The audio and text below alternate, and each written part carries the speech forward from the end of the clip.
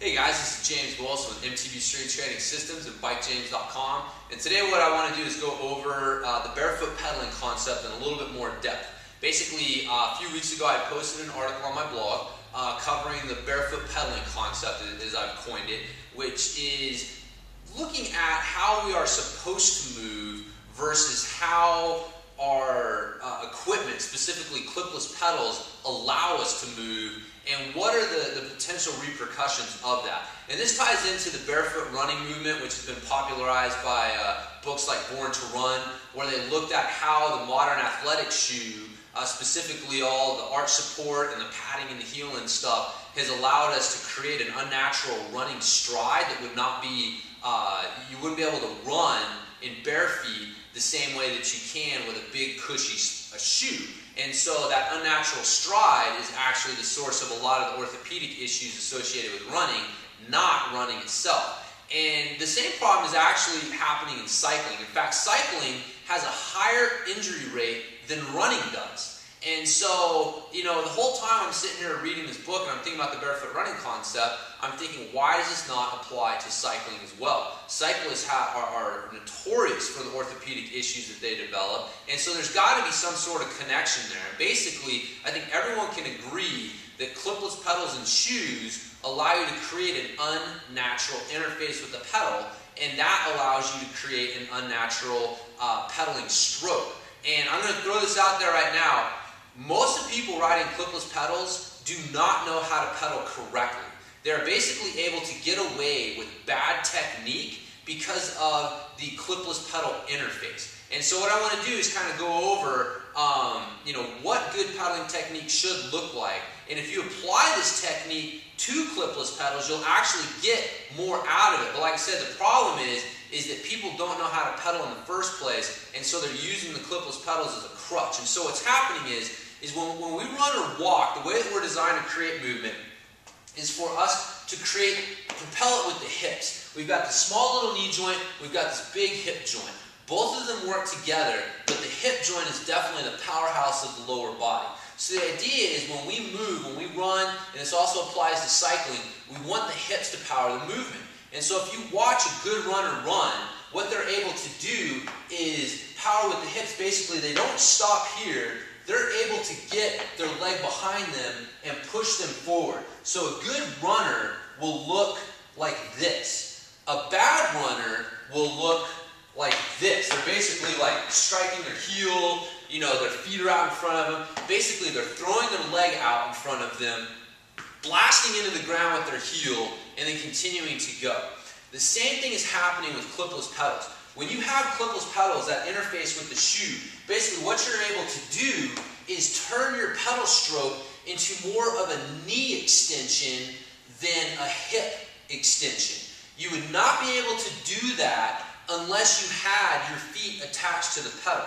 So basically that attachment point allows you to create a quad dominant movement, which is going to place a lot more stress on the knees than using the hip to drive the movement.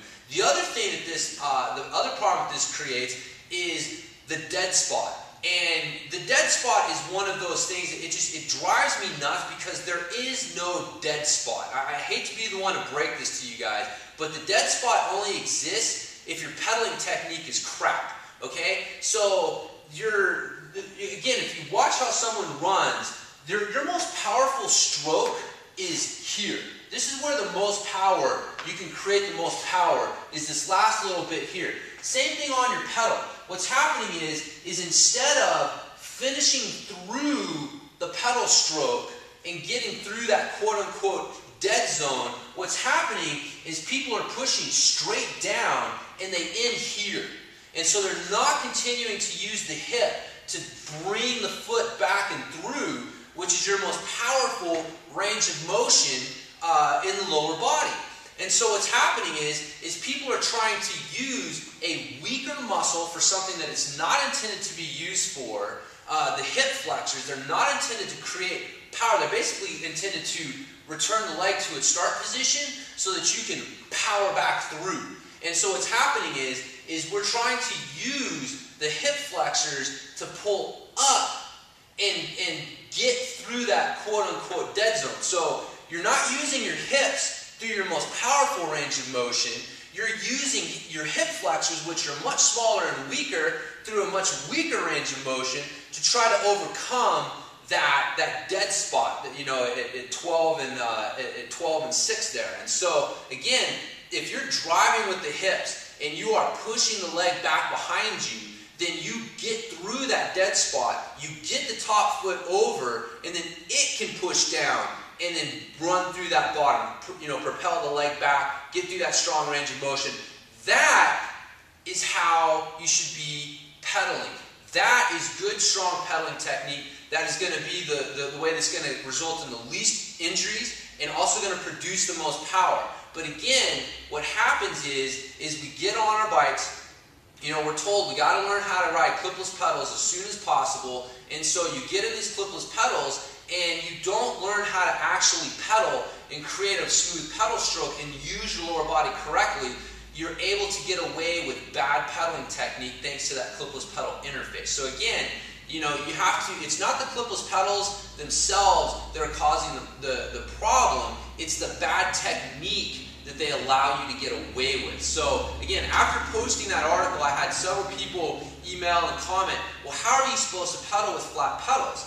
I switched to flats, and I can definitely feel like I don't have as much power and things are different.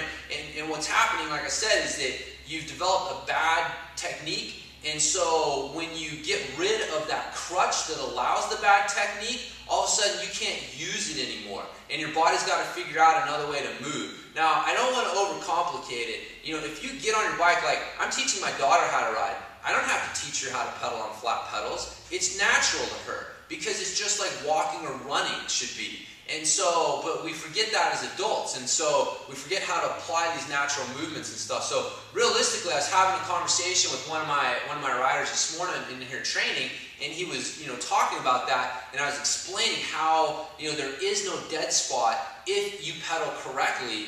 And really one of the best things that you can do in order to drive this point home is to start sprinting. Is to use 50 to 100 meter sprints as fast as you can in order to start, reteaching your body how to engage the hips and drive, powerful movement from here rather than from here. So again, just, in conclusion, how we move on our bike should be similar to how we move off of our bike. The principles don't change just because we're in a different position. So when you are pedaling, you have to be aware of driving with the hip and getting the foot all the way down and then back and then pedaling through with the other foot rather than pushing out using the knee, pushing out, and then trying to use the other leg to pull up and around. So that is not how we're made to work. And again, you're going to lose power and it's going to result in more injuries that way. So that's it. So hopefully gave you guys some food for thought. I definitely encourage you guys to think about this, critically yourself. Obviously this kind of flies in the face of common knowledge in mountain biking world. I mean, you go to any forum and mention, hey, flats may not be as bad as we think, and you're going to get 100 responses telling you, no, that's not true. Clipless pedals are the best. Clipless pedals are the best. And the reality is they're not. They just allow you to get away with bad pedaling technique. So that's what you are, that's what you're feeling, that loss of power and stuff like that when you try flats. And so learning to ride with flats will make you a better rider.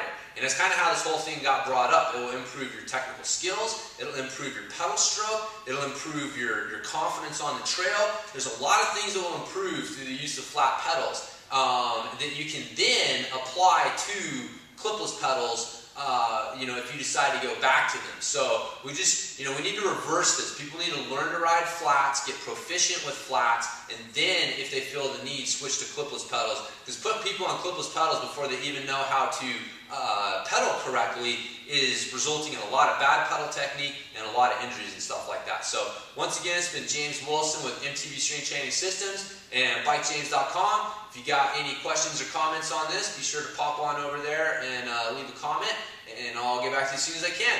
Hope you guys have enjoyed this tip, and I'll talk to you in my next one.